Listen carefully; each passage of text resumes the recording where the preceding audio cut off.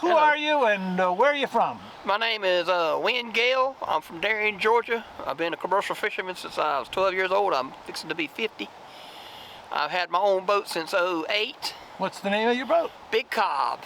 Okay. And it was built in 1959. It's a 53-foot boat with a 400 horsepower Cummins in it. And I just got it back. I sold it in 2018 and turned around and bought it back this year. And I panned away from your truck because that's where you sell some of your back in 2010, my dad, or 09, my dad, he had a bad heart, so he went and sold a strip out the back of his truck, and got a permit through the state of Georgia to do all that. And then I was fishing and my brother was fishing his boat, and my daddy was selling the shrimp. Well, he ended up having a heart attack in 2017 and dying, and I took over the truck selling business and sold my boat. Well, me and the city of Darien had a falling out, and they made me move from up there at the top of the hill where I used to sell shrimp right up here, right there close to the dock.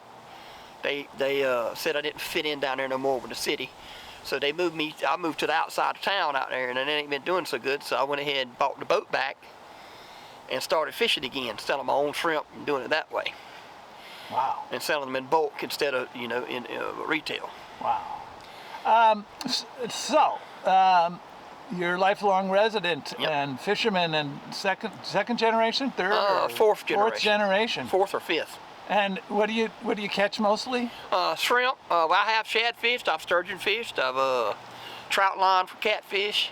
That's what I started out doing when I was 12 years old. I had my own outboard and I would run lines, 500 hooks before school and after school, and would sell the catfish to the local markets, grocery stores and stuff around here. And so that's interesting youth. So have you seen any changes in the fishing and or the climate? I've seen since then? Different in the climate a little bit there. I've noticed it's been a little bit warmer. We haven't had real cold water runs on shrimp, and they've been getting real cold like it used to. It used to, you're guaranteed to have a cold water run around the end of December. What does that mean, cold water run? Well, what it is you get the cold gets down in the teens and the 20s, and the water temperature drops quick, and the shrimp run out, and they leave the creek and they leave the sound and go out to the ocean where the warmer water's at, and they all come out. Everything comes out, and we years past when I was growing up, when I was a little fella, the cold water run, that was always a little bonus right there around Christmas time, and everybody had the Christmas, and it's 24 hours a day fishing for a week, trying to catch them before they go back up in. When they get out to the ocean and they get used to the cold, then they'll move back up into the damn rivers and sounds and the deep holes, and they won't come back out. They're done. So, and that's what that just happened the other day there. About a week ago there, they quit. They just quit. So now everybody's in maintenance mode. Everybody's either going down south to Jacksonville, and Fernandina, and St. Augustine, and Daytona fishing. If they ain't down there fishing, then they are back here chipping, painting, and repairing stuff that broke all during the year. That's what I'm doing now. And so you have seen some change in the fishing. I've seen change in the fishing. I've seen change in the tide levels. I've noticed that the tide, back in the day, the parking lot out here never flooded. Once in a blue moon, we have a bad northeaster or whatever come by, and it would be a little bit of water. But now I've seen this parking lot floods a pretty good bit.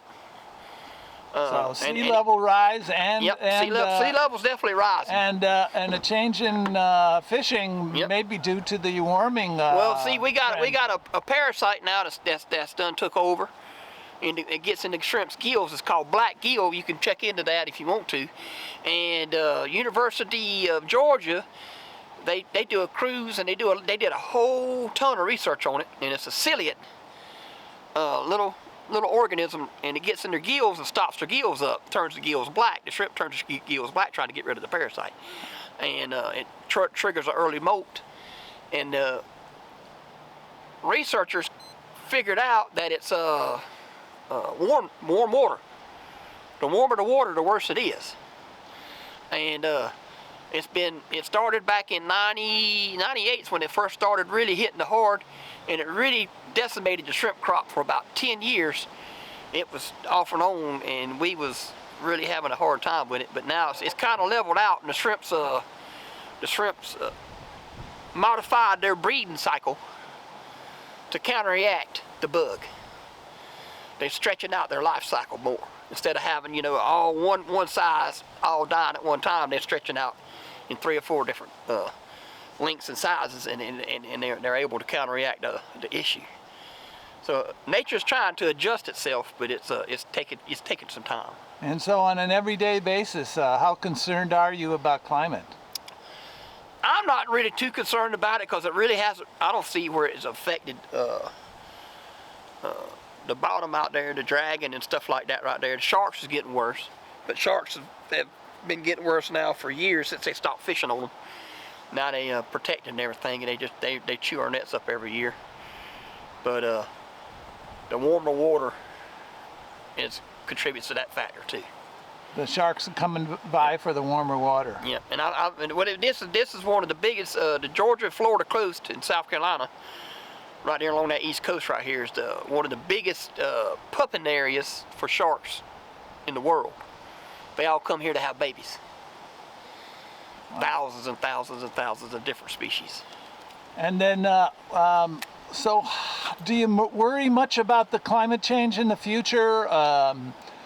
For the next generation or anything like that, or even for fishing? I don't know what it could say. I don't know, understand it. There's so many variables in climate change, so many fluctuations. It's hard to say what the outlier is to me.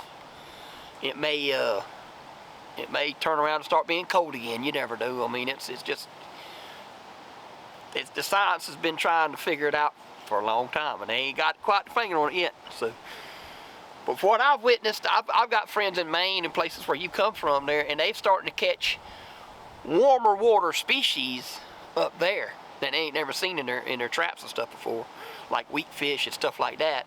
And Chesapeake Bay, I've noticed at Chesapeake Bay, they've started to catch shrimp up there, white shrimp. See, white shrimp can't take cold weather.